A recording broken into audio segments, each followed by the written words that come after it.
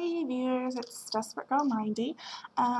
So this is my first vlog about Desperate Housewives. I decided that I want to do it. I know it's in the middle of the summer and, you know, we're obviously taking a season break, but I was like, I want to do a vlog because one of my best friends does a Days of Our Lives vlog. And I was like, I don't watch soap operas to do a vlog. So I was like, what can I do a vlog on? And my favorite show is Desperate Housewives, and I was like, why not Desperate Housewives? Because when I went away to college, I stopped watching it regularly on Sunday nights, so I'd watch it every Monday on like Hulu or abcfamily.com or something like that, because I was always busy Sunday at 8 o'clock, and my best friend used to watch it, but she doesn't really watch it anymore, and she's always like, what's happening, what's happening? And I'm like, you're too far behind for me to really catch you up, and you know what's going on. So I really don't have anyone to talk about it with. So I was like, why not talk about it in a blog? So the first video, I guess I just want to recap maybe season 6, the finale, what happened. I'm not really sure. I know I should remember all of what happened, but you know, whatever. But the finale.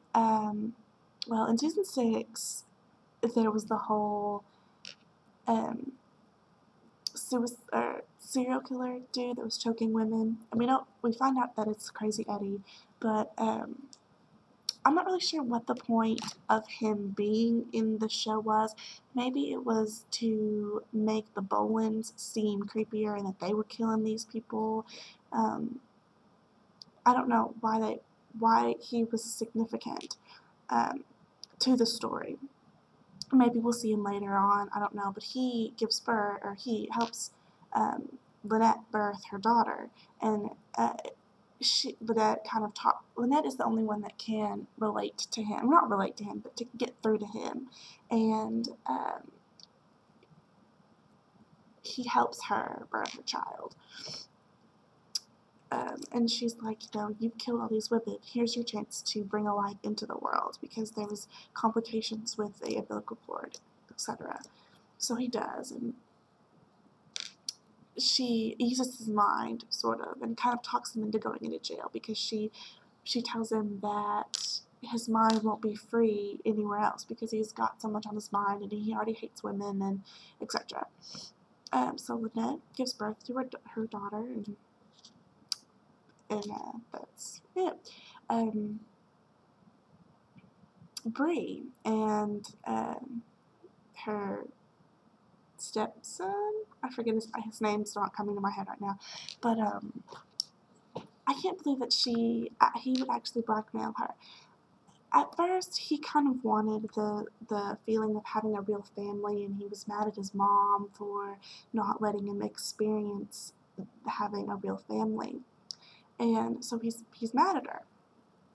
But he goes and he wants to experience that with with Bree. And at first, I feel like he really did want that with Bree, and I thought that he really wanted her and stuff. But come to find out, he just wanted her business, and he blackmails her because he knows about Andrew hitting Carlos's mother in a previous season and killing her. And so he blackmails Bree into signing over his company to her after there's a whole lot of problems that he blackmailed Andrew into getting him fired, and it's just a big mess. But that's something big, and we'll see what happens with that in the upcoming seasons. But then also with that, Orson believes that he's like, Andrew needs to go to jail because you made me go to jail for my murder, and I liked you because of that. I respected you more because you wanted me to pay for my own actions to be with you, and that's what I wanted, and that's what I deserved, and I learned a lot. And he thinks Andrew should do that and pay for his actions, but the way that Bree is protecting him, like her own child, like she should be protecting him, Orson doesn't think it's right, and he decides to leave her because he feels like she's being a hypocrite in a way. So he leaves her, but we'll see. I feel like Orson will be back sometime. He'll be back. he can't go away. He'll be back. So I'm anxious to see what happens in season 7 with that, because it leaves off where Bree is starting to tell Gabby about the whole Andrew running over his mom thing. So we'll see Gabby's reaction and Carlos, or maybe they keep it a secret, because I mean Gabby didn't like Carlos's mom to begin with, so who knows? Gabby. There wasn't really a lot Gabby in the finale. Gabby, there wasn't a lot. She, in fact, was with Angie, trying to save Angie and Danny and Nick with the whole Patrick Logan thing, and I think that is so amazing. I never would have guessed that Angie would have put the bomb in the detonator. I didn't see it coming. I didn't, I mean, you know Andy's strong. She's Italian. She's been running away from Patrick her whole life, or 18 years, or 19 years, whatever.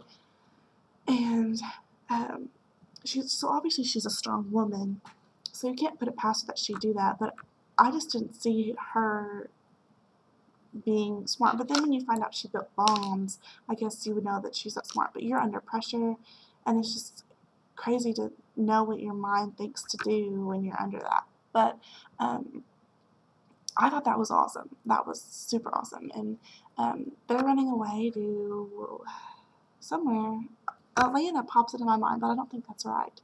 And they gave Danny the opportunity to go to New York to chase Gabby's niece, which we'll see if that actually comes into play in season 7, or if they're just out of the picture. And in a way, I'm not really sure why they brought the Bolins. Thinking back, they didn't really show significance in the Housewives, and they didn't really help the main characters out, if I can remember. Just another mystery to bring to the show, I guess. With Susan and Mike. Mike ran into financial troubles with his plumbing business, and he didn't really want Susan to know. He didn't really want anyone to know, and he thinks it's his own problem to fix. Which, I mean, maybe this is just me in my feminist way. And I'm not feminist, but, you know, yes, he wants to pay his own money. He wants to pay his own bills. He wants to make his own money or whatever. But, I mean, if you're actually in a crisis, you should take help from someone until you're at an advantage, and then you can repay that person, etc. I feel like Mike should have done that, so they didn't have to move, and they didn't have to regroup and stuff like that. But with them moving, guess who shows up? Paul, Mary Alice's husband. He hasn't been on the show in a few years, and I'm really anxious to see why they brought him back. The last second that they showed his face, and he said his famous line that I'm not really sure what he said. Welcome back, Sterling. I don't know. But I'm so excited that he's brought back. I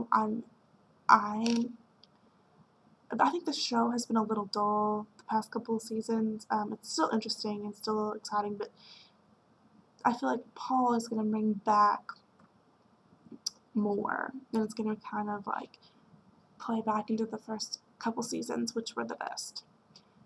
So we'll see. Oh, and also there was a switch at birth. Someone's child got switched at birth, and we're not sure who. And I'm not really thinking of anyone that's of the same sex and about the same age that could be. So I think it would be awesome if it was main characters that we knew of, children who got switched. But I'm probably guessing that it's going to be someone random with a main character. I'm super, super excited. So, yeah, that's my kind of sort of recap. I didn't really help a lot, but that's my recap because I wanted to start and make a video and let you guys know that I'll be here in September when the new season comes on, and I'll be making vids every week for a recap of the show and analysis of what I think on it.